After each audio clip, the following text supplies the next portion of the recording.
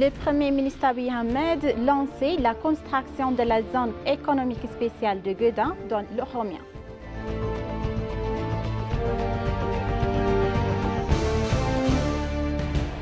Le projet Nejash 00 joue un rôle déterminant dans la promotion de l'histoire ancienne de l'Éthiopie dans le monde.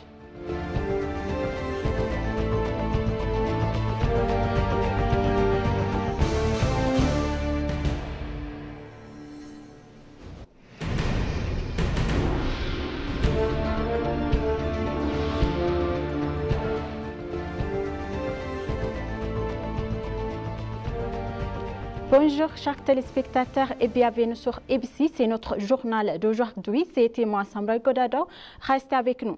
Le Premier ministre Abiy Ahmed a lancé officiellement hier la construction de la zone de Gueda, spéciale économique de Gueda. Le Premier ministre a écrit sur X que nous visons à reprendre le succès de notre secteur agricole dans le domaine industriel et de la zone économique spéciale de Gueda sert de plateforme centrale et pour réaliser cette vision en livrant la vaste et potentiel de notre région et de notre nation. Avec l'établissement et le fonctionnement de la zone de libre-échange de l'UM au sein de la zone économique spéciale, celle-ci devra la deuxième zone de libre-échange après Dredwa, amplifiant les opportunités de croissance et de développement économique, ajouté Dr Abiy. La zone économique vise à renforcer la réforme économique nationale, la réforme économique locale et les activités des petites entreprises. L'objectif principal du projet de zone spécifique économique spéciale est de créer des opportunités d'emploi pour des milliards de jeunes et de construire un centre d'affaires compétitif en Afrique après.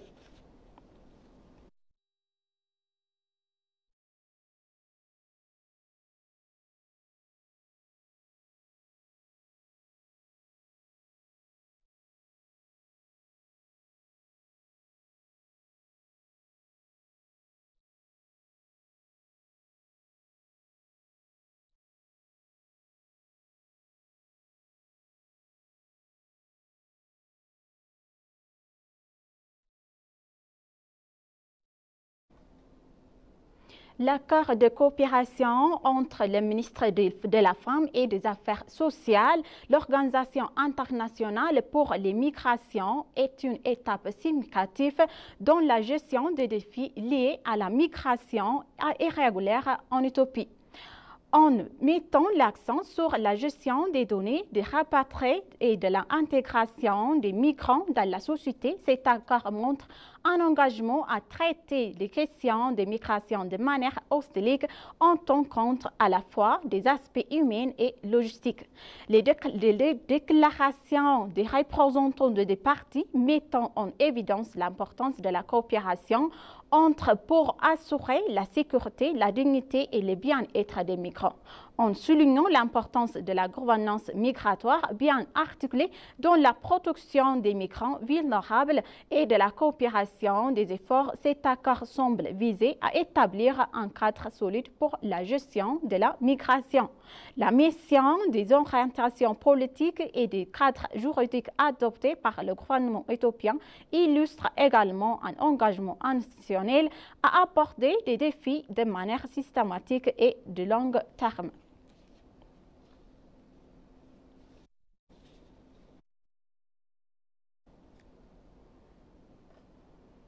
Le projet 00 de Nejas est une initiative ambitieuse visant à célébrer l'histoire ancienne de l'Éthiopie, en particulier le rôle crucial de jouer le roi de Nejas dans l'histoire de l'islam. En mettant en place un village historique comprenant un musée, un hôtel, un institut de recherche et d'autres installations. Ce projet vise à attirer l'attention sur l'héritage historique et culturel de la région du Tigray, ainsi qu'à promouvoir la compréhension et la fraternité entre les différentes communautés, en particulier avec le monde musulman. Les propos du professeur Adam Kamil soulignant l'importance de ces projets en tant qu'instrument de promotion de l'histoire ancienne de l'Éthiopie et de ses valeurs de paix et de la fraternité, en rappelant le rôle de l'Éthiopie en tant que terre de réfugiés pour la première discipline, le prophète Mohammed. Le professeur montre en lien profond entre l'histoire de Najas et l'islam et soulignant l'importance de préserver et de promouvoir cet héritage.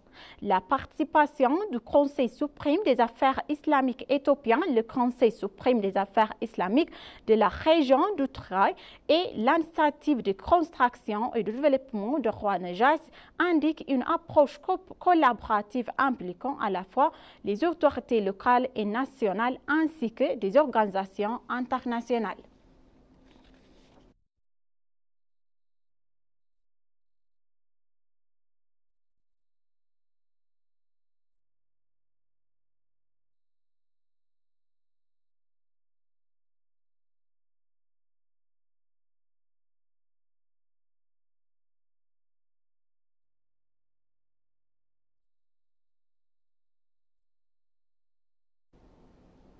Le transfert de gestion du chemin de fer Éthiopie-Djibouti des moyens de la chemin Railway, construction de coopération au gouvernement d'Éthiopie et de Djibouti marque une étape significative dans le développement et la gestion de cette initiative importante infrastructure de transport. Cette transition reflète la volonté des pays de prendre en charge la gestion de leur propre infrastructure et de renforcer leur coopération régionale.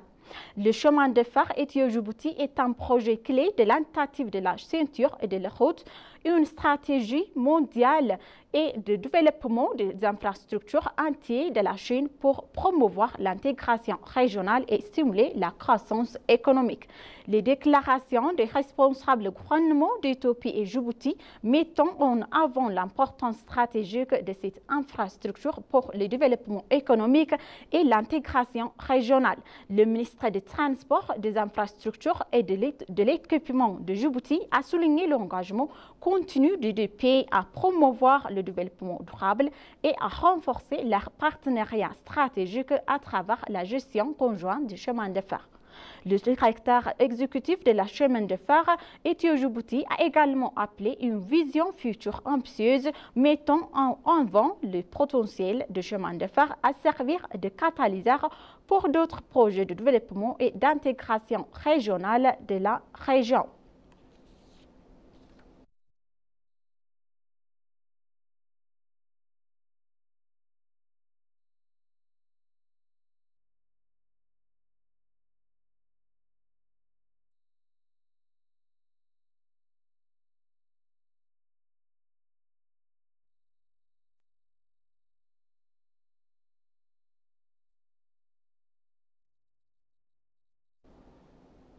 Le dialogue national éthiopien représente un espoir considérable pour l'avenir de l'Éthiopie, en étant que processus visant à parvenir à un consensus national sur les questions fondamentales et à garantir un paix durable dans le pays.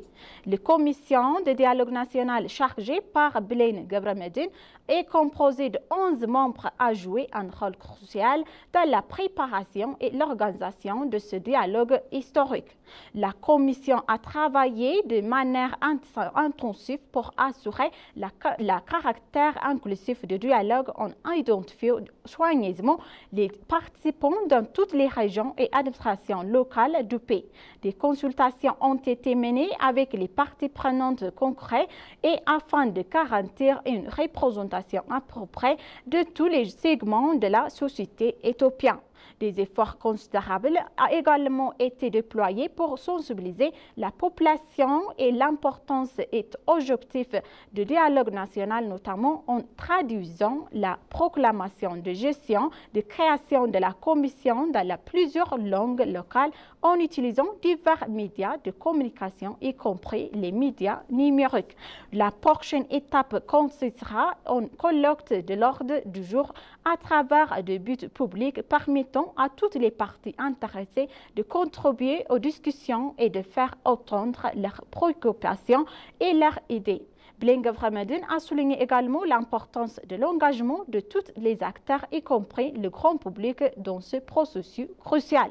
En résumé, le dialogue national éthiopien représente une opportunité historique de parvenir à un consensus national et de construire un avenir meilleur pour tous les Éthiopiens avec l'espoir de préserver l'unité du pays et de garantir un pays durable.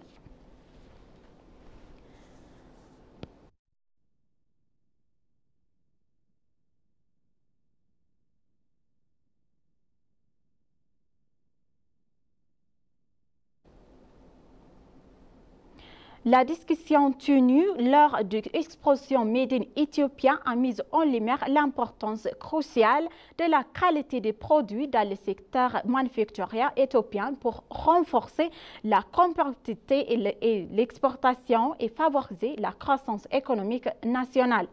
Les planistes et notamment le ministre de l'Industrie Malakou Al-Label, le ministre du Commerce et de l'Intégration régionale Gabriel Meskel Djala et le président de l'Université des sciences et technologies d'Addis Ababa, Deredje Ngda, et le président de l'Association des fabricants de produits pharmaceutiques éthiopiens, Daniel Workala, et ont partagé leur perspective sur cette question cruciale.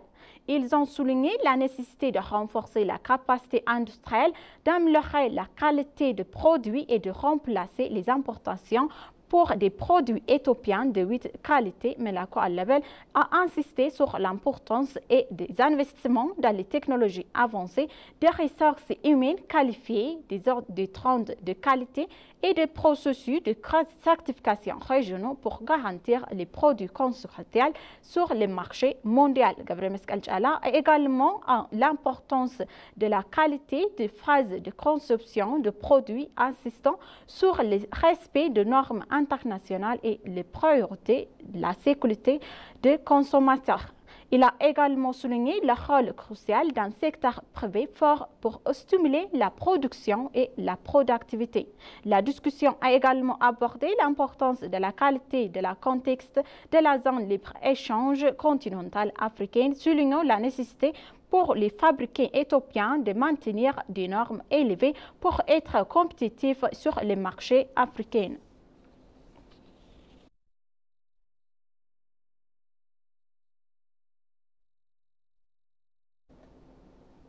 La signature de l'accord de session permanente de hostilité entre le gouvernement fédéral éthiopien et le TPLF à Pretoria en Afrique du Sud en novembre 2021 a ouvert une nouvelle ère de possibilités pour la paix et la construction dans le nord de l'Éthiopie.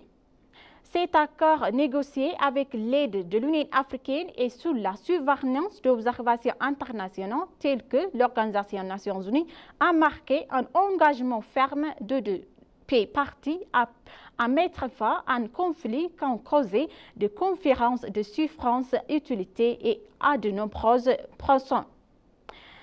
Depuis la signature de l'accord, le gouvernement éthiopien a pris des mesures substantielles pour répondre aux besoins humanitaires urgents des populations touchées par le conflit dans la région du Tigray. Des efforts significatifs ont été déployés pour rétablir les infrastructures endommagées, réhabiliter des services essentiels tels que les hôpitaux, les écoles et relancer l'économie dans la région. Ces actions ont été menées dans le but de promouvoir la confiance et de garantir une paix durable dans la région. Le gouvernement éthiopien a également investi des ressources considérables dans la préparation et des infrastructures de transport, y compris les réhabilitations des aéroports, les rétablissements et des services de télécommunications. Ces efforts ont permis de faciliter le déplacement des personnes et la prise des activités commerciales, contribuant ainsi à la construction économique de la région.